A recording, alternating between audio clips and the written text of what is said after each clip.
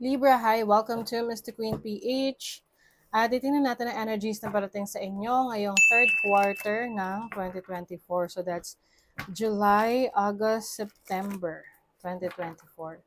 So if you are interested in private readings, meron tayong link sa description at sa pinned comment. Pakicheck nyo na lang. Okay. Kung gusto nyo mag-book for a private reading. So let's see, Libra. What's up? What's up with you? Third quarter ng 2024. Sea Star. Oh.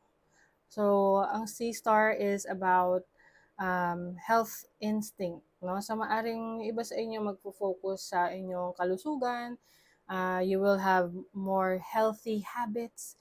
You are letting go of unhealthy habits. No? So, mas magiging health conscious kayo ngayong third quarter ng 2024. Let's see what else. You have Lion. Lion is about justice, karma, okay? So, I think kung meron man sa inyo na nanlamang, nakagawa ng mali, no? You will get the justice that you deserve, okay?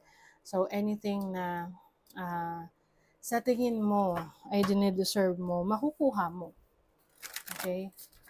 Because it's about karma, no? Kung ano man yung anong tawag dyan pag sa ano, what you give is something that you will also receive. So I think karmic ang third quarter sa inyo ngayong 2024. You also have Elephant. So this is being majestic and regal. So some of you also, part ng pagfo-focus nyo sa inyong health, sa inyong kalusugan is also to take care of yourself, to take care of your physical appearance. Mas magpa-practice ka ng self-love, self-care. You will feel more love para sa sarili mo. And there's nothing wrong with that. Kasi nga, paano mo mamahalin ng iba kung sarili mo, hindi mo kayang bigyan ng attention at pagmamahal, di ba? Yes. So, you have the Knight of Cups. Let's see, ano pa? The Hierophant. Uy, merong marriage energy dito,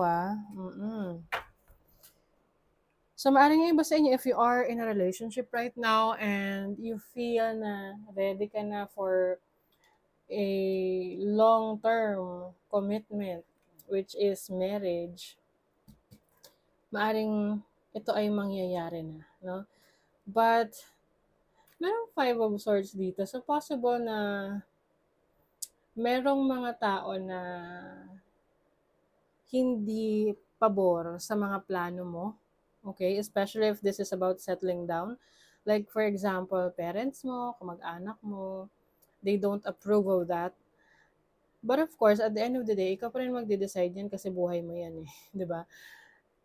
And of course, kung okay naman yung inyong relationship with your parents, kailangan i-consider nyo rin yung kanilang advice or yung kanilang opinion kung may basis.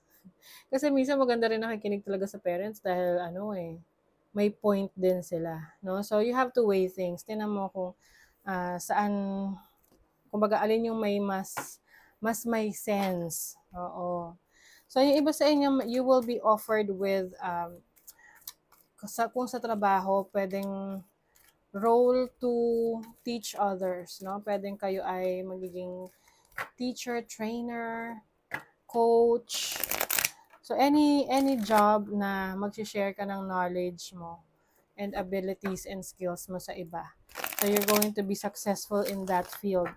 I also see some people na pwedeng maiinggit sa success na may experience mo ngayong third quarter. So, protect your energies. Kasi hindi naman natin na yan mapipigilan kung ano yung mararamdaman ng ibang tao para sa success natin, di ba? Some people may feel happy. Some people might feel bitter, no? Oo. So, protect your energies. Let's see, money, career, finances. You have the Page of Pentacles. You have the Star, Aquarius energy, and the Ten of Vessels. Yeah, I think meron ka matutupad na pangarap mo for yourself, for your family, for your career, for your business ngayong third quarter. Kasi yung iba sa inyo, meron kayong sisimulan na, siguro mga early part yan, mga July pa lang yan, nasisimulan nyo na yan. And ito ay parang mabilis lang siyang lalago, mabilis lang mag-uunlad. Okay? You will see the results of the fruits of your labor, kumbaga. Mhm. Leave it in the past. So, merong mga bagay na ile-let go mo na, issue, problema sa trabaho, maybe in the past na talagang nagpa-stress sa'yo. Oo. Kaya ang focus mo ngayon is how are you going to make your life more meaningful sa career, sa trabaho mo. Yes, you're very much determined in achieving your goals. So, kumbaga, mas ka ngayon, mas focus ka na makukuha yung goals mo, yung gusto mong ma-achieve sa buhay. And some of you, mas malakas kayo ngayong mag-manifest ng mga gusto nyong ma-achieve. Kaya mabilis tong mangyayari. Okay, let's see naman sa love life. Sa love life.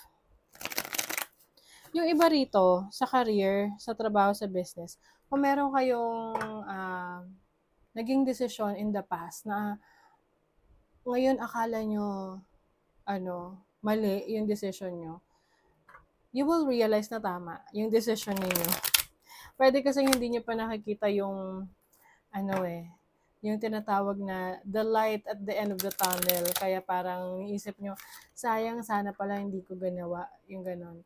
Pero eventually you will realize na, kaya pala. It takes some time, no? Para makita mo yung pinaka reason behind it, kung bakit nangyari yon at kung ano yung resulta na maganda para sa'yo. Sa love life, you have the Eight of Staves, the Page of Swords, and the Six of Swords. So, maaring merong person who will try to win you back, no? Kung ikaw yung nakipaghiwalay in the past, pwedeng itong person na to will convince you na ayusin nyo, bumalik ka sa kanya, or babalik siya sa buhay mo. But, I don't think na bibigyan mo pa tong taong to ng pagkakataon, no? It seems like parang you want to move on. It seems na you're okay na, no? Naka-move on ka na. And yung iba naman, pwedeng merong nagsaspy on you. Ini-stalk kayo. Especially person from the past na gusto niyo malaman, how are you doing? Oh, okay. So, yung iba sa inyo, kung kayo yung nagkaroon ng separation from a past relationship, I feel like mas napabuti pa yung situation nyo kasi maraming opportunities na dumarating sa inyo. At ito yung parang nagtanggal ng limitation sa'yo para mag-explore pa ng mga ibang bagay sa buhay mo. Especially if you are really going to be more focused on your career and your finances, your personal development, no? Oo, so more opportunities. Yung iba, you will try to move to a different place. Parang lilipat ka ng bahay, yung iba naman lilipat na sa ibang bansa. So, kumbaga, iiwanan mo yung situation mo dati. Para mamuhay ulit ng bago. Strengthen your boundaries and cut cords. So, ayun na. You are cutting cords sa mga tao na sa tingin mo ay tapos na yung connection mo. You feel like you're done with it. Parte na lang sila ng past. Parte na lang sila ng iyong nakaraan. So, some of you are also going to strengthen your boundaries. Hindi mo rin hahayaan na i-take advantage ka ng iba. Oo. Kaya siguro kahit na merong tao na gustong bumalik sa buhay mo, natuto ka na eh, na alam mo na, no, I'm done with this and I'm moving on and I'm moving forward. Okay? So, that is your reading, Libra. Thank you so much. Bye.